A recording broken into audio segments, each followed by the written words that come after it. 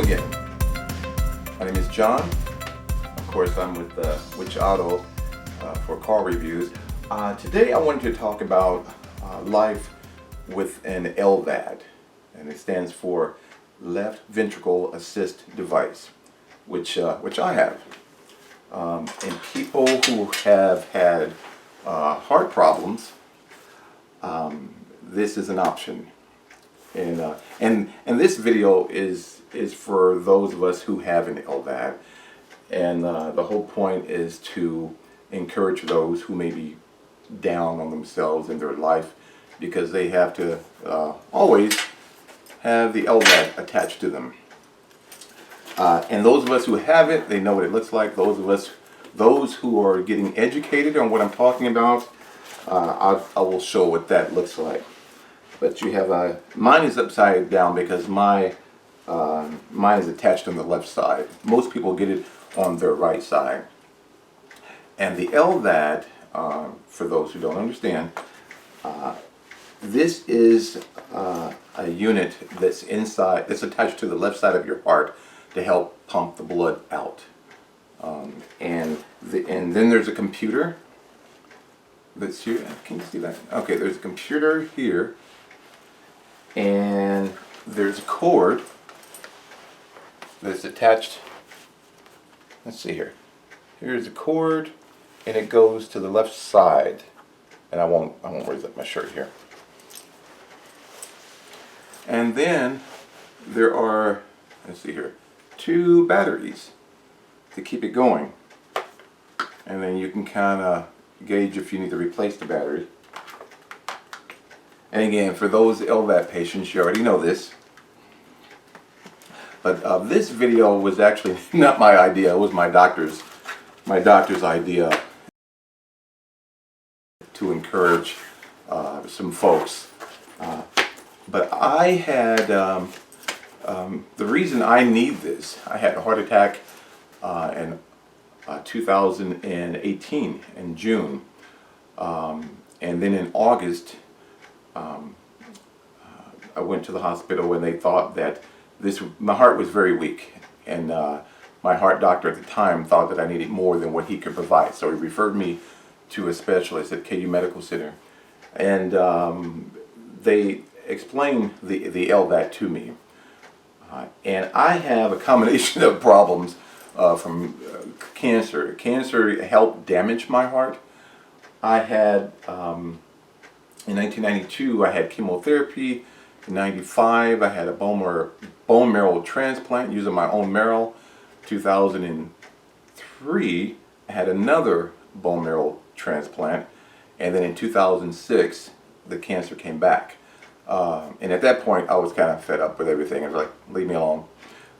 Then years later, I did get back on track and get back on the horse and got a new oncologist to track what's going on. So currently I live with cancer, which is on the left side here and on the pelvis. And you know, the more you get chemotherapy, the less potent the treatment can be for you.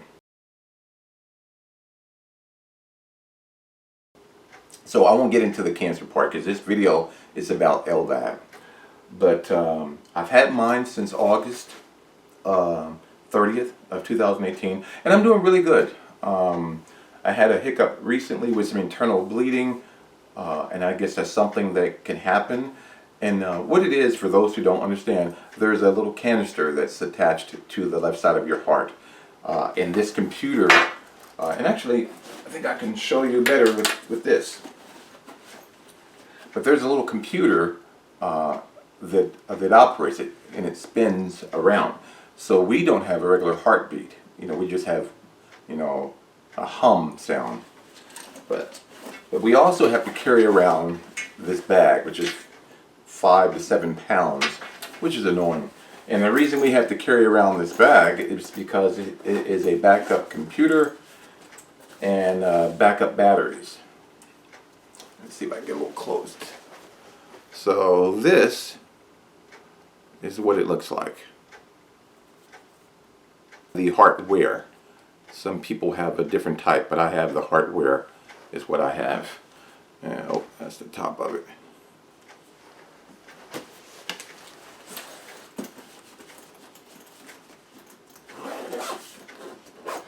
Now, I took a few notes so that I would stay on track. So if you see me looking at this notebook, that's what that's for. But how is life living with the LVAD? I'm doing okay. I get tired of checking in. We have to check our vitals every day. We have to get on the scale. And we also have to report on a tablet here. And let's see here. But this at 9, it says 9, 10, 10, 37, but basically it's 3 times a week. That 10 o'clock is just saying, hey, take a photo of your drive line, because they like to see what it looks like. So this company is called Acticare that provides this to me. I'm grateful that I can get supplies through them, but I do get tired of having to check in 3 times a day. And we have to also take our blood pressure, which can be tricky when you're doing it on yourself. So we have to do the blood pressure every day, and I won't get into that. That's another story. We also have to take our temperature every day, every morning. One of the things, before I get into too much, that I wanted to talk about is those of us who have sensitive skin, which I do. You have a kit that has supplies. My skin was turning raw from the chemicals that you're supposed to clean the site with, and so we were, between me and my doctors and nurses, well, actually me and my nurses, they were trying to help me figure out, and the nurse practitioners helped me figure out what I could do. So now, instead of using the chemicals that come in the kit, I use the iodine. It has 3 swabs in it.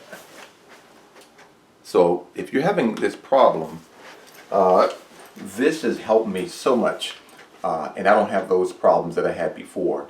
My skin was just horrible. The other thing is the anchor, and the LVAD patients, you know what I'm talking about.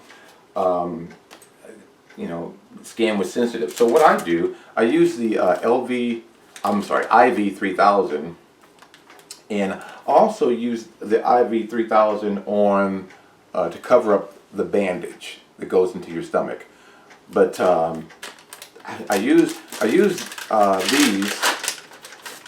and I want to open this up because it'd be ruined. But it's just a little square, and it's a clear bandage, but it's really good for sensitive skin. So what I do for the anchor, I use, and you probably have to ask for some extra ones, because I do that with Acticare, because every now and then in your kit you'll get an extra set of these. But I put these 2 together, and I put that on my skin, and then I put the IV 3000 bandage on top of that, and then that's when I use this anchor here, and I put that on top of that. So all that together helps my skin be protected. So that's a little tip for those who are having some skin irritation problems. Also from Acticare, ask for these. I'll show you this up close. Dectatrol adhesive remover. I'm probably mispronouncing that, but let's see if I can. Yeah, so you'll get a lot of these, and these are just little veals. You open it up, and then just crack it and get some of the old adhesive off of your skin. So a combination of all this has been a lifesaver for me. As far as how things are going for me, I'm doing pretty good. Except for that internal bleeding I had a couple of weeks ago, and I was in the hospital for maybe 3 days, 3 to 4 days, and they had to go in with the scope and then clip where the bleeding was coming from. So besides that, I haven't had any problems. I think I went in for a biopsy on my hip that was scheduled. But let's see, what else do I want to talk about here? What is life like for me? When I first had the surgery, I was very tired, especially when I first got home. It was so hard, and I was very blessed to have people from. I had some friends who would bring me food and cook for me. I had a neighbor who was awesome, who would bring food over to me all the time, and a good friend who cooked a lot of food for me, and I packaged it up and separated it out, and that lasted for weeks. So that was a blessing. Thanks, Marcia. But all my friends were helpful. My friend Delma, my friends from work. I call them the eight that helped me. And every Monday through Friday, somebody would come by for 20 minutes or so to see what I needed done. If I needed something from the store, they would come by. And of course, my daughter and her husband helped me. But the eight and that came by, it was an extreme blessing because I needed help with stuff, even on making the bed and just a whole bunch of little bitty things. So I was grateful for that. Now fast forward, I can walk 1 mile 3 times a week, and I'm glad of that. Now the next day I'm tired, but Monday, Wednesday, and Friday is the schedule that I do that. I walk 1 mile, and again the next day I can feel it. So I don't do much on the Tuesday and Thursday. But one of the things that I did when I first knew I had to have the surgery, I made some goals of what my life would be like. Because currently I am retired on disability with the LVAD. I no longer work. People can work. The job that I had, it was a very stressful job. I was a probation officer for 19 years. So I am retired, and because there's good days and bad days, I'm glad I don't work. It would be too much. There's days that just takes me a while to get out of bed. But overall, I'm pretty happy. I think the key to living with this LVAD is making goals, which is what I did. I listed out a number of things.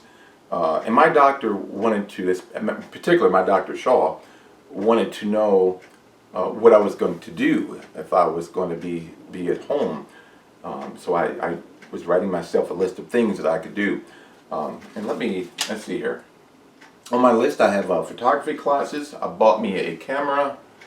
I had an older camera, but when I took the classes, it was too old to do some of the things that the instructor was talking about. But I did buy this Canon camera, and it's used. I bought it on eBay or Amazon. I can't remember. So I did that. And again, it's not brand new, but it's new enough for what I need. And I'm an amateur anyway. So I did that.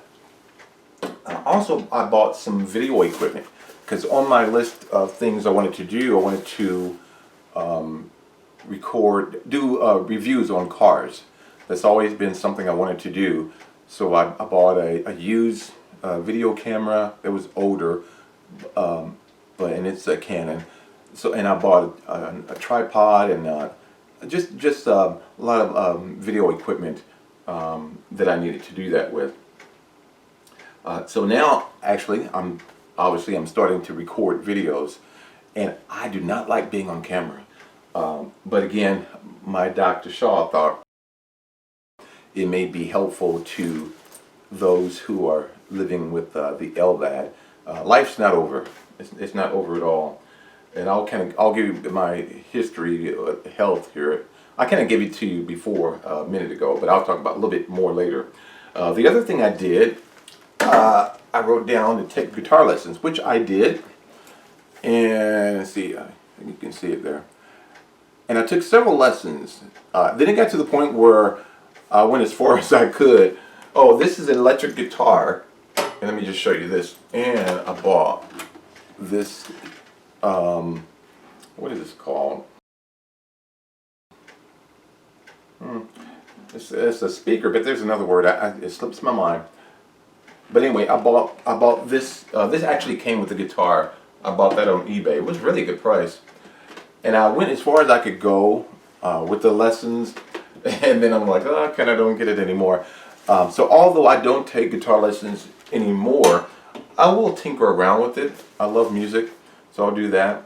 Another thing on my list later that I'll do, I'm going to take piano lessons, and I have a keyboard already. So I've always tinkered around with melodies with the keyboard, but I want to. I probably will do that.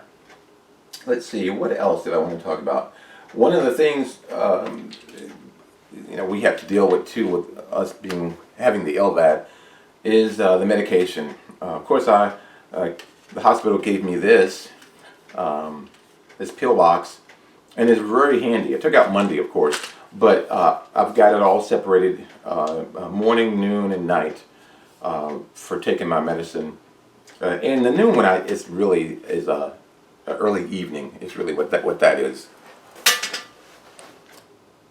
So that's helpful. So if I'm going out and about, and I know it's going to be time for my medicine before I get back home to take my medicine, I'll just take. Let me just show you.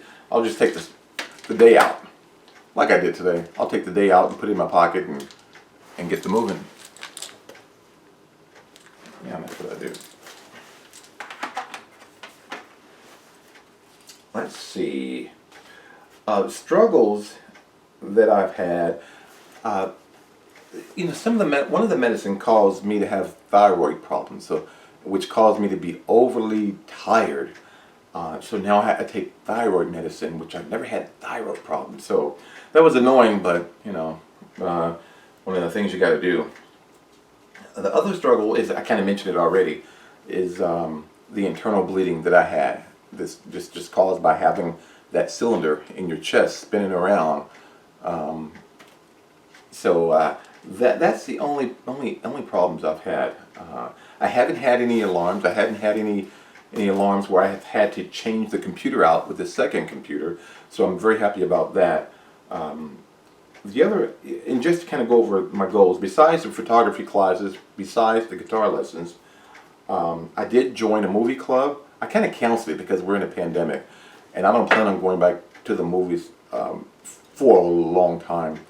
But I love movies, so the club provided me. It was $20 a month, AMC, and you can go up to 3 times a week if you choose to. So that was a nice thing to help spend some time. Let's see, what else did I do? So photography classes, guitar lessons, movie club, and video recording. I think that's the gist of my life. I love driving around, so that's kind of what I've done. One of the things I want to do is approach some car dealerships, a couple of them are near here, to ask to review some of the used cars. So that's kind of my goal of what I want to do, and just keep recording. Let's see. Now, as far as the other thing I want to talk about is the people who are kind of down in their life because they have to carry around this bag everywhere to the restroom and you sleep with it, and I'm not married, so I can't even talk about how those dynamics are when you're married and you're making out and you've got this bag around. So I can't speak to that, but that is a challenge. But I will just say I'm glad to still even be alive. And in 1991 I had a car accident and broke the 4th lumbar bone. Had to learn how to walk again. And then after I learned how to walk again, 1992, I had a lump. I had a lump under my arm when I was in college, and that was in 1988. But I didn't have insurance because I saw the campus doctor. He said, "Hey, you need to see a surgeon, have that lump removed." So in 1992, when I had a job where I did have it removed, it was cancerous. And my cancer is, I wrote it down because I can never remember the phrase. It's a form of Hodgkin's disease, but it's nodular predominant Hodgkin's, which is a subset of Hodgkin's disease cancer. And I'm very fortunate that my cancer has been very slow growing. But after 1992, I did chemotherapy. 1995, I did a bone marrow transplant using my own bone marrow. It came back in 2003. I did a second bone marrow transplant using my own bone marrow. 2006, it came back again. At that point, I was frustrated and I just wanted to be left alone. So I went a number of years. I just didn't want to be bothered. I was so frustrated and discouraged. And then, I don't even know what year, but so years later, I found another oncologist, Dr. Ernst, and got back on track. And I said, hey, I don't want to be cut up on all the time. I've had the Hickmans, hanging out where you've got to have chemo through those. I said, if we can just monitor it and see how it goes, if it grows, I will move on him. And so he's a very nice doctor. So when it did grow, he said, okay, you need to, he referred me somewhere, and they decided, they were going to do another bone marrow transplant using my daughter's bone marrow. And then we were going through the motion of getting ready for it. And then they said, well, we think that you should probably wait because your quality of life after you do it this third time will be different than your quality of life now. And we think it's best you just not do that. So we waited. I don't even know what year that was. And actually this year I did immunotherapy because the tumor on my pelvis, it grew by a centimeter. So I think it was 3 centimeters. So I did immunotherapy for a few weeks, and it reduced the tumor by 1 centimeter. So again, the cancer is still there. I'm living with it. I'm not upset anymore. My goal now is just to live life and keep it moving and enjoy everything I can while I can. And with that said, going back to the things that I do, on my list also was to see a castle. I've always wanted to see this castle in Alexandria Bay, New York. And you know what? Let me get my postcard and show you.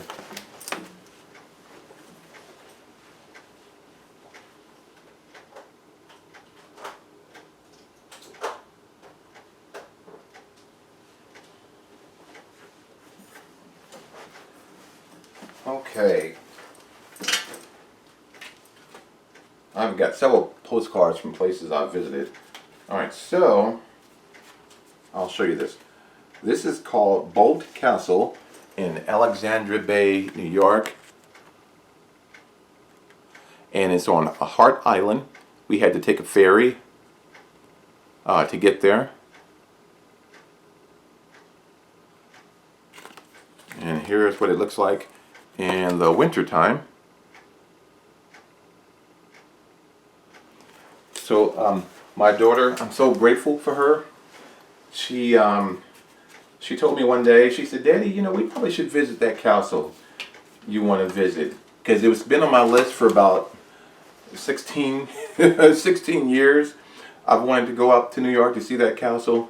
So we did. We flew to New York, stayed in Upper Manhattan. That was in last August. Thank God it was before the pandemic. And we did several things in New York, but we rented a car one day and drove to Alexandria Bay, stayed in a little hotel, and the next day we saw the castle. And it was just awesome. I really enjoyed it. And it was basically a big mansion, is what it really is. And you can kind of look it up online. I won't get into too many details. But after that, I went to Tennessee. And I guess that was in September, maybe? So in September, I went to Tennessee and I went to Memphis as well. My aunt lives there, so I went to visit her. And then we drove to the Civil Rights Museum. And I saw the hotel or motel that Martin Luther King was shot at. It says Lorraine Motel. And this is a little magnet, and I'll show you that. And that was great, seeing that museum. I really, really enjoyed that. And again, I won't get into details. You can kind of look it up online. But it was called the Civil Rights Museum. So I really enjoyed that. I really did. And then I went on Bill Street, where I didn't go at nighttime because my relatives said it wasn't they didn't feel comfortable taking me because it wasn't as safe as it could be. So, and I was fine with that, but we went in the daytime, and I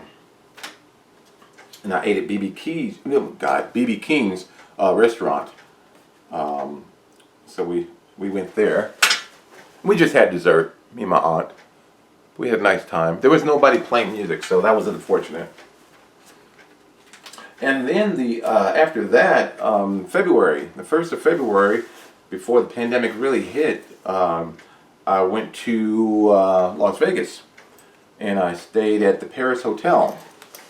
This is a postcard of what that looks like. A beautiful hotel. I ate at Chef Ramsay's restaurant that was there. Had fish and chips. It was okay. It wasn't worth the price of what it cost. Actually, several of the restaurants inside the Paris Hotel were expensive, and it wasn't worth the price that it cost. But that's another story.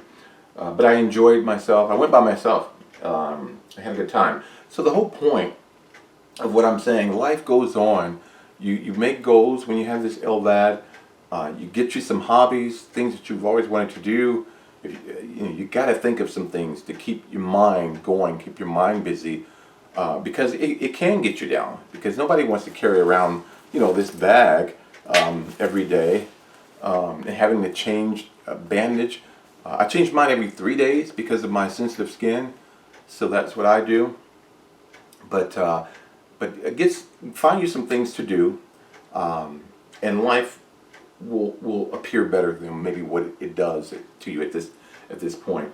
But life is pretty good. I'm very happy. As obviously life has been hampered by the pandemic, so you can't go where you usually go. Some people do, but I don't go around a lot of people. I don't go around anybody actually right now, except when I have to go to the doctor's appointment.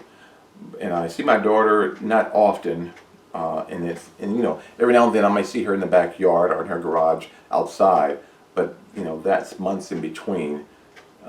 But I don't see her often. I talk to her every day, multiple times a day. But this will pass, and everything will go back to the way it was once they find not cure, but a vaccine. So things will get better. But anyway, that actually concludes what I had to say about living with the LVAD. So I hope this encourages someone and help you to move forward with your life and find you some things that you enjoy to do, and life will get better.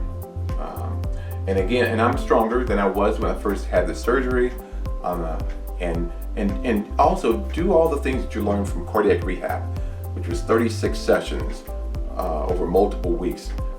So I watch my salt intake,